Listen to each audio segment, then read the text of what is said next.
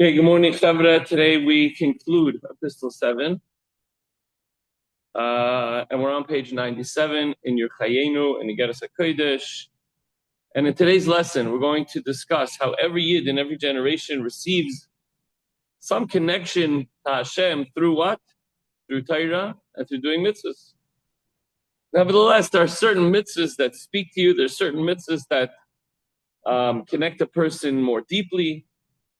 Until now, the Alter Rebbe talked about how great our portion is. And now he's going to talk about what does this mean? How pleasant is our lot. On top of 98.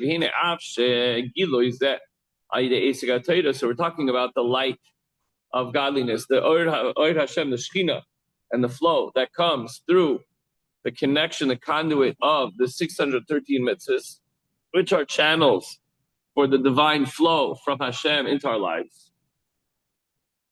How does this happen? Through a person's involvement and study of Torah and fulfillment of the mitzvahs. Generally speaking, it's equally for every single Jew. We all have one Torah and one law. Everyone's obligated to learn Torah and fulfill the same mitzvahs. Just because you have more money doesn't mean you can have gold tefillin, is the example that's given. You all put on the same tefillin. Alpha became b'derech prat.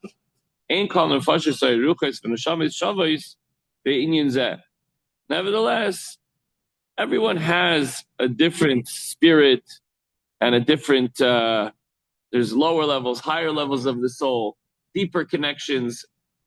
You can ask anybody, what's your favorite mitzvah? And you might get a different answer, right? One person should say, oh, yeah, I can't wait till Shabbos. Shabbos is so special. Another guy says, I love learning Torah. I can sit and learn Gemara all day long. Another person says, tefillin is my baby. I hold them, I cherish them, my favorite part of the day. And so on and so forth. So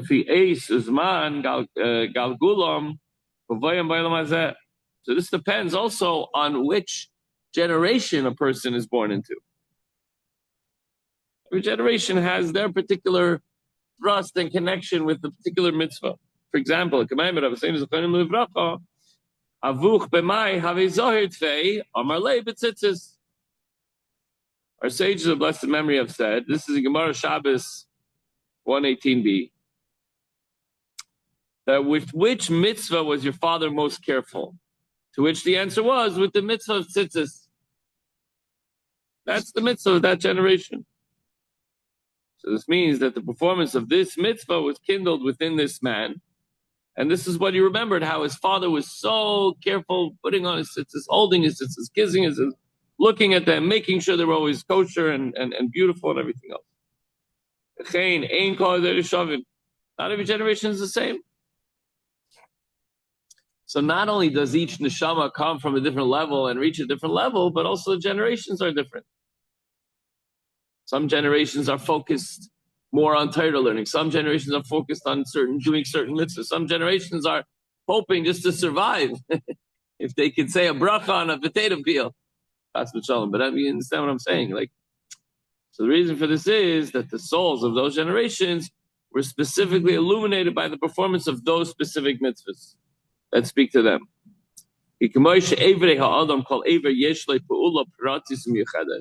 Just like within a person, every organ has its particular, why it was designed, what its functionality is, what it's supposed to do. The eye,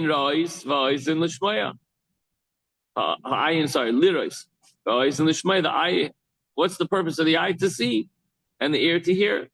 So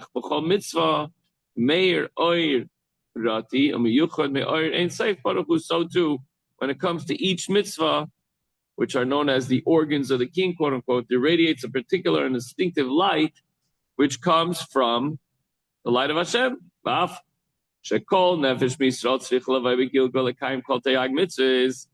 unbelievable. Ted, we were talking about this in the class. The guy brought this up. This is exactly, don't tell me he looked at the Tanya, did he? Maybe. Although every Jewish soul needs to be reincarnated in order to fulfill all the 613 mitzvahs, we can't possibly do that in today's generation. So neshamas likely came from previous generation when the Beis Hamikdash was built. They were able to be Oiler Regel, go up during Pesach, Shavuos, and Sukkot to bring Karbanos. But how can we say that a soul that descends to this world is given a period, and that time it's going to receive its godly illumination as an individualized request, and thereby it is able to fulfill and focus on certain mitzvahs.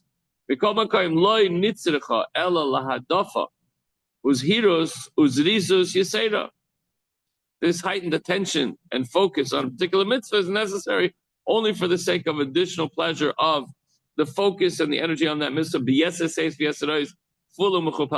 the way, sometimes you're drawn to a certain mitzvah. You're like, why does this particular mitzvah speak to me so much? It could be today it's learning, or it could be today I hate to say it, but maybe it's not so much davening. We got to get more people to minyan. How come Shabbos the show's so full and then weekday it's not? I don't know. I don't know the answer to that. Well, but maybe it's learning. Maybe people are more focused on that. Or in Israel, Alex, tell me if this is true or not. And Alex, every home has a mezuzah, more or less, right? That's a mitzvah. Like, even if a person is not so religious, they can have a mezuzah on their door. It's an important mitzvah. So there might be one particular mitzvah a person is most zeroed in and focused on. Why does it say the word fei most? With what mitzvah was your father most careful? That means that everybody has a particular. Shouldn't it be every mitzvah that comes your way? The halacha is, the next available mitzvah has to be the most important mitzvah to you. If a person is, God forbid, in jail, he has an opportunity. This is what the Shulchan Aruch brings. Is an opportunity to get out of jail for the next yontif. Sorry, he could choose any holiday he wants to get out. He has to choose the next available yontif, even if that's a Shabbos. Can't say, Yom Kippur, I want to wait till Yom Kippur or whatever. No. So it's the next available.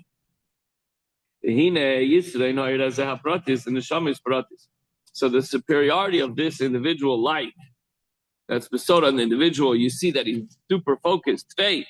This was the most important to him. It's not in the category of apprehensible reason. So you can't figure out, why am I drawn to this particular mitzvah? But it transcends thought process. It's without reason. This is the idea that Hashem put in your head that you're going to be drawn to this mitzvah. That's it. And its model below is the concept of a lot. So that's why that's